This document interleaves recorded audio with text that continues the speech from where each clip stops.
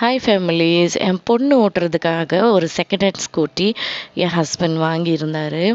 அது பார்த்திங்கன்னா சரியாக ஒர்க் ஆகலை. இருந்தாலும் பிரணவ் நான் ட்ரை பண்ணுறேன்னு சொல்லி டெய்லி நச்சுவான், ஓட்டுவான். அவனை நாங்கள் சொல்லிகிட்டே இருப்போம், இப்போ உனக்கு ஏஜ் இல்லைப்பா, நீ இப்போ ஓட்டக்கூடாதுன்னு.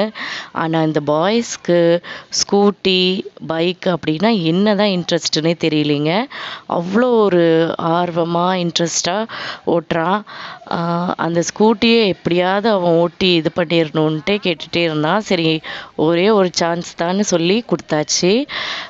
ஸ்ட்ரீட்குள்ளே மட்டும்தான் போகணுன்னு சொல்லியிருக்கு ஸ்ட்ரிக்டாக. இந்த ஸ்ட்ரீட்குள்ளே மட்டும்தான் ஓட்டுவான். கடைசி எண்டு வரைக்கும் போயிட்டு அப்படியே திருப்பிட்டு அப்படியே வந்துட சொல்லியிருக்கு. வேறு எங்கேயும் போகக்கூடாதுன்னு ஸ்ட்ரிக்டாக சொல்லியிருக்கோம்.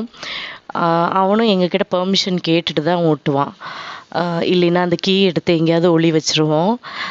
என் பொண்ணுக்கு இந்த ஸ்கூட்டி பிடிக்கல சுத்தமாக.